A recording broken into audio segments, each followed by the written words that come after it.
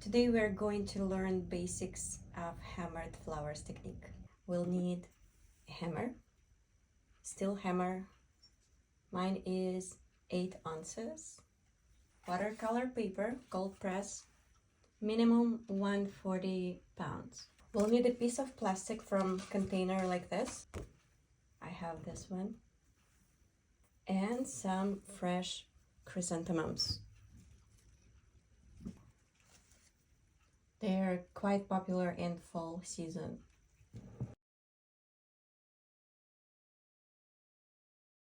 Here is my watercolor paper.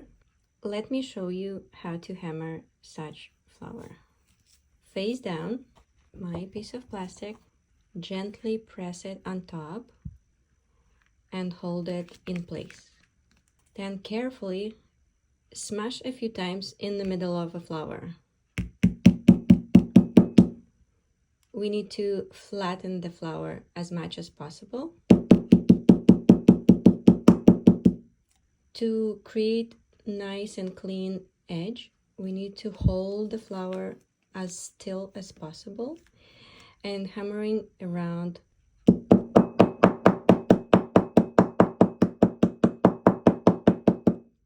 from the edge to the middle.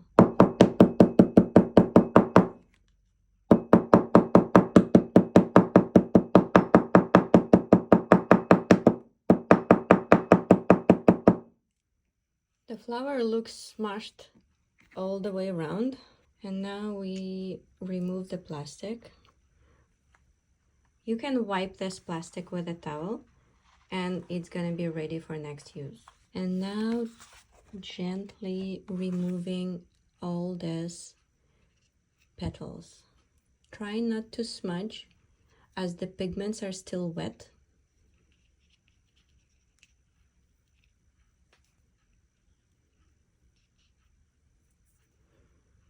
Some of the small pieces you can clean up later when they a little bit dry. So we got a print of chrysanthemum with the purple and brown shades. Next flower I will hammer with less and more power to show you the difference between different heats.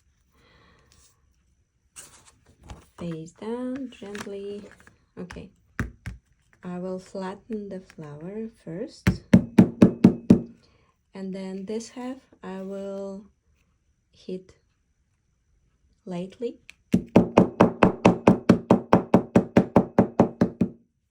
And this side I will hit pretty hard.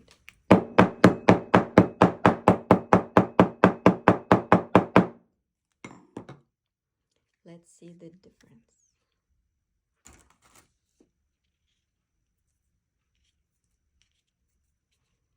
The right side is easier to clean, while left side is all smudged.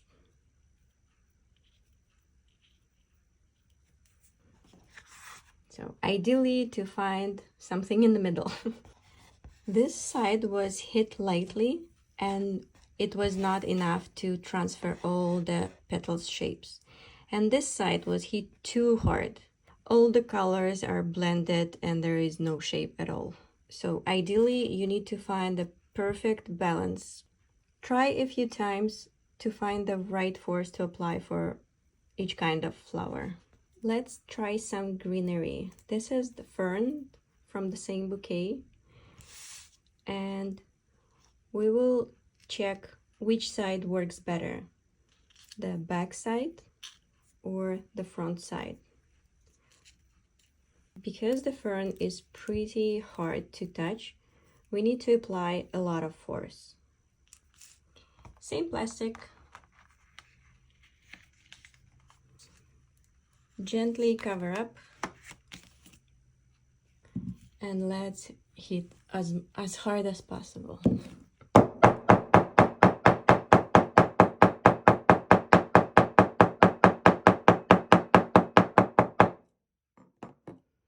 You need to see a little bit of juice going around the petals. This part is all blended. I hit it too hard.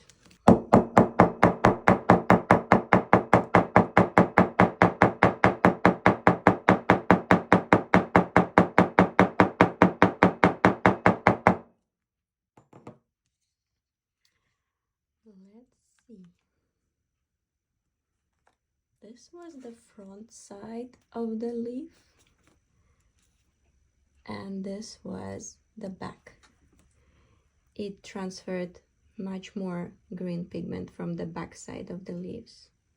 Most of the leaves work this way.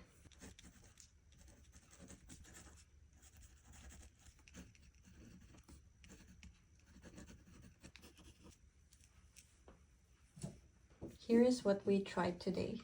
Chrysanthemums with 2 light hits and 2 hard, where we got a lot of blended colors and it's so wet. And a fern leaf front side, which gives a little bit of outline, and the back side that gives a lot of green pigment within the leaf. Not all the flowers are suitable for hammering. Some give a lot of pigments and some have none. For example, this fluffy kind is not really suitable for hammering. Let's see what we'll get from this little guy.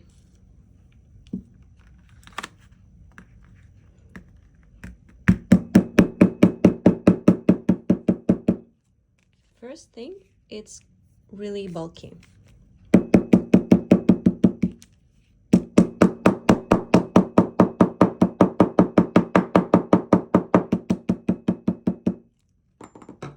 And it falls apart easily.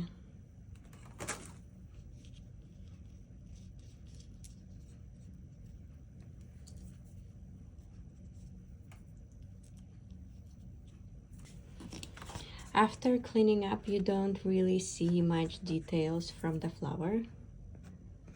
In general, bulky flowers do not give good results. Next one is light colored chrysanthemum.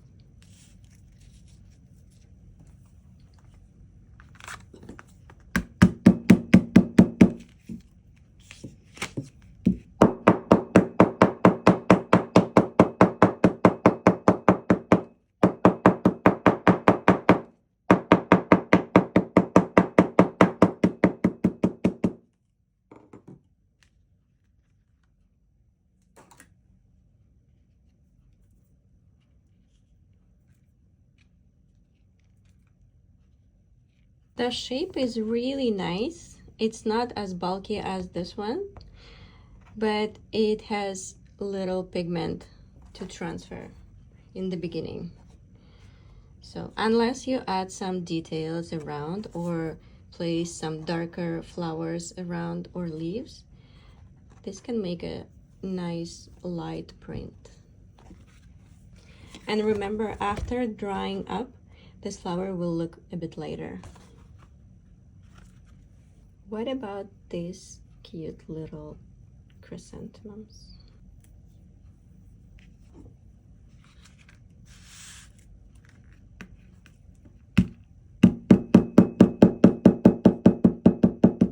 It is so small, I'm hitting it really gently.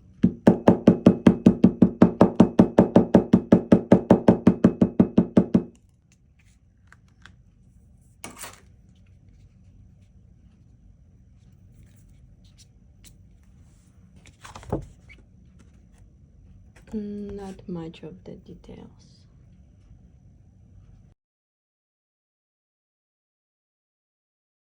Today I'm gonna go ahead and use this pre-made greeting card made of watercolor paper with my logo. It already has a crease in the middle, so we're going to use the right side.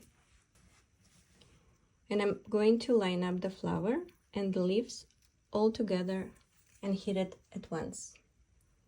Let's use this flower with nice cute yellow tips face down, and fern leaf face up. And I'm going to overlay the edge of this leaf on top of the flower. Piece of plastic, gently covering up. And I will start with the flower by holding the leaf as well, flatten up in the middle.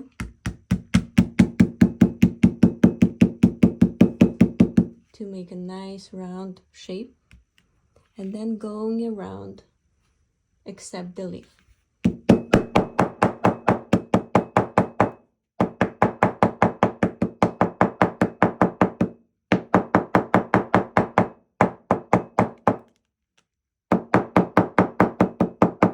Try to hold the leaf still to create nice clean print, and start from the top down.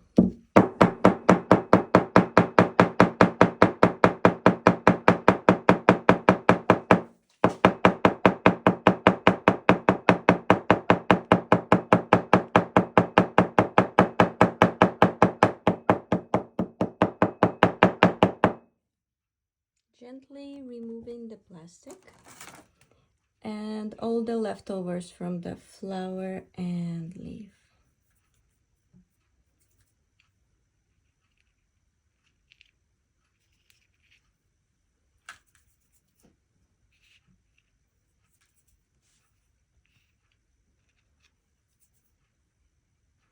Take your time, no rush, but it's better to clean up while it's still wet and not wait until it's completely dry, otherwise it would be really hard to clean it up. This chrysanthemum flower was super fresh, straight from the bouquet. Beside the vivid colors, it also gives some moisture, which wets the paper, and we need to make sure to dry it flat. I'm using any book to put it in between the pages until next day to dry.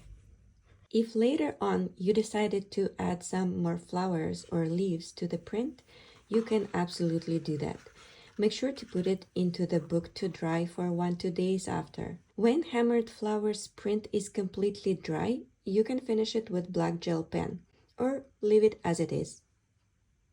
That's another example of using hammered leaves to create a beautiful card.